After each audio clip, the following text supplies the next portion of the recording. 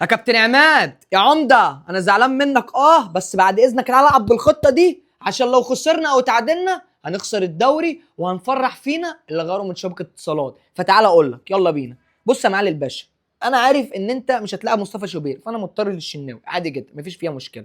طيب ناحيه اليمين محمد هاني، وناحيه الشمال هتصلح غلطتك وتلاعب معلول على اللي انت عملته معاه. تمام، معلول ما يقلش اي حاجه عن اي حد بيلعب في الحته دي.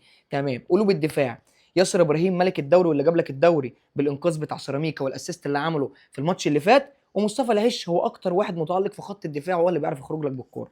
طيب نص الملعب انا هبقى مختلف معاك المره دي، وهقول لك لازم تلعب بمروان عطيه عشان ينزل لي هنا في تحضير الهجمه وافتح الملعب واطلع الاثنين دول، وامام عاشور ومحمد مجدي قفشه. ليه بقى؟ عشان انا عايز العب كوره، عايز اخلص الماتش من اوله. عشان وانا بهاجم روح يا ماما عند بن شرقي، عشان بن شرقي يرمي لك الكوره هنا فانت تروح على العدله بتاعتك وتودي واحده باليمين او واحده بالشمال زي ما عملت.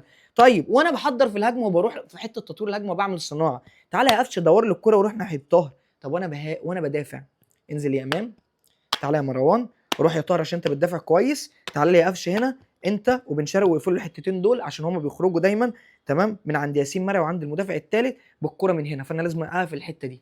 تمام، والمهاجم بتاعك هو اسامه ابو علي اللي بعد كولر اثبت ان كولر يعني ضيع لعيبه كتير وكان هو من اللعيبه اللي هتضيع، وانا شايف ان هو لو كان جاب الفورمه بتاعته كان يقدر يبقى هداف الدوري، وفي عمليه الضغط مفيش منه اتنين.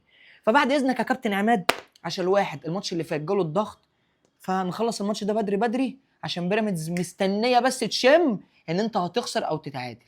قول لي بقى في الكومنتات انت شايف التشكيل ده مناسب ولا انت شايف حاجه تاني؟